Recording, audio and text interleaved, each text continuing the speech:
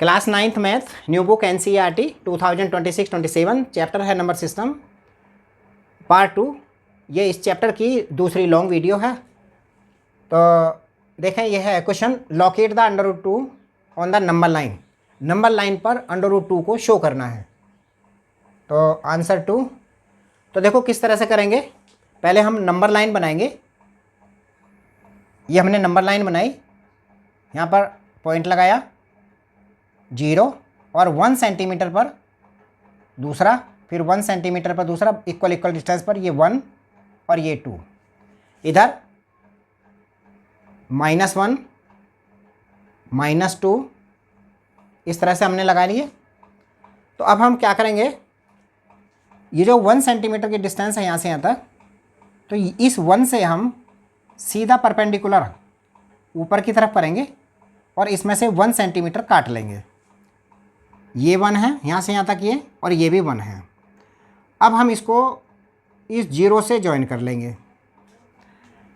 इसका नाम हम A रख देते हैं, इसका B, इसका C रख देते हैं। अब A से B तक की डिस्टेंस प्रकार में लेकर के ये आर्क लगाएंगे इस तरह से। अब ये यहाँ पर कट जाएगा। अब हम A से इसका नाम D रख देते हैं। A से D तक की डिस्टेंस लेंगे, उसको नाप लेंगे कितनी है।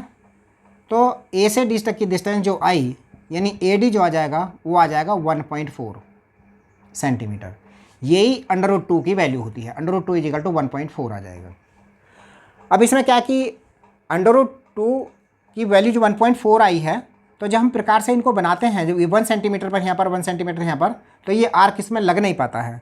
तो हम क्या करेंगे उसको कि यहाँ पर 2 सेंटीमीटर को भी हम 1 सेंटीमीटर लेके कर सकते हैं। और वो कैसे करेंगे, वो इस तरह से कर सकते हैं कि आप पहले एक नंबर लाइन बनाएं और यहाँ पर 0 लिखा, और ये 1 और ये 2, 1 2, फिर ये आगे इसको लिखे 3 हो गया ये, और इधर भी -1 -1 -2 -3 इस तरह से हमने लिया। अब इसको, ये 1 सेंटीमीटर का है, अब हम इसको पूरा यहाँ से यहाँ तक का पूरा 1 सेंटीमीटर 2 तक का ले लेते हैं और इसके ऊपर पूरा ऊपर की तरफ परपेंडिकुलर डालेंगे। यहाँ से ऊपर की तरफ परपेंडिकुलर डालेंगे और उसको 2 सेंटीमीटर काट लेंगे। ऐसे परपेंडिकुलर डाला और यहाँ से 2 सेंटीमीटर, ये 2 सेंटीमीटर का, यहाँ से 2 सेंटीमीटर काट लिया।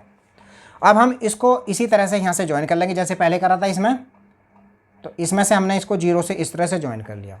फिर हम प्रकार में यहाँ से यहाँ तक की डिस्टेंस लेकर के इसको आर्क लगाएंगे इस तरह से। ये आर्क लगाएंगे इस तरह से, यहाँ पर पहुँच जाएगी। अब हम क्या करेंगे, फिर अब इस डिस्टेंस को हमने वहाँ पर A लिया था, इसको भी A ले लेते हैं, ये B और ये C और इसका D। अब यहाँ से A से D तक की डिस्टेंस हम नाप लेंगे कितनी होगी, तो वो इससे डबल आएगी। तो हम वो, ये है 1.4 आई है, तो ये AD जो आएगी अब की बार वो 2.8 आएगी। हम इसका हाफ कर लेंगे, तो AD का जब हम हाफ करेंगे तो आएगा 1.4। यही √2 की वैल्यू होगी 1.4। हमने हाफ क्यों किया है, क्योंकि हमने यहाँ पर जो 1 सेंटीमीटर की जगह हमने 2 सेंटीमीटर लिया, ये भी 2 सेंटीमीटर लिया है, तो इसलिए हाफ कर लिया। वो लिया इसलिए है कि इस तरह से बनाने में आसानी होती है। इस तरह से आप इसको भी कर सकते हैं। ये √3 का है आंसर नंबर 5। √3 का भी ऐसे करेंगे। तो पहले हम इसको लाइन बनाए, यहाँ से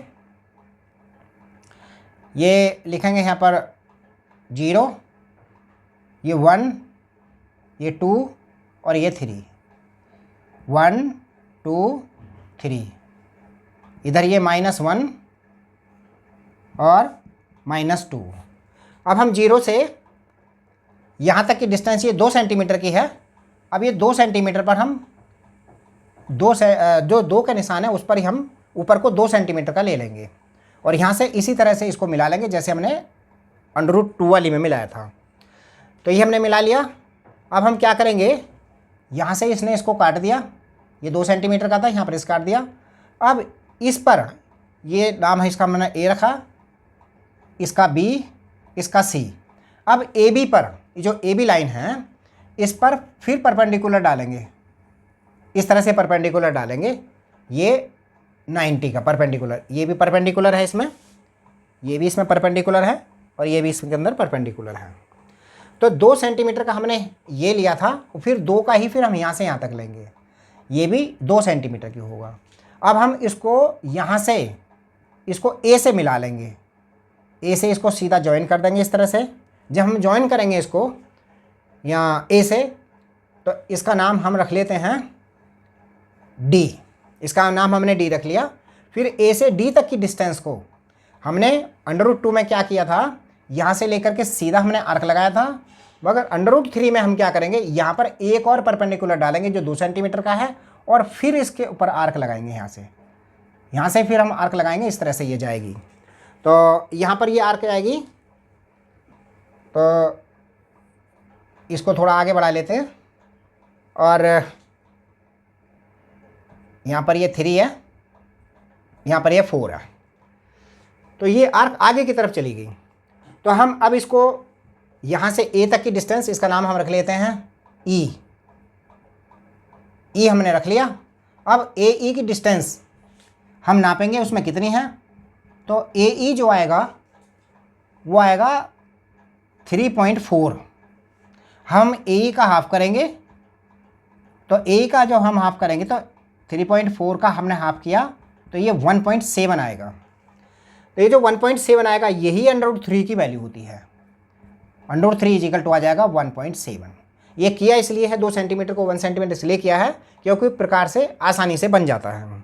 और हाफ यहाँ पर हमने इसलिए किया है क्योंकि हमने 2 सेंटीमीटर को 1 सेंटीमीटर मान के यहाँ पर किया है। तो ये √3 की वैल्यू 1.7, इस तरह से आप आसानी से निकाल सकते हैं।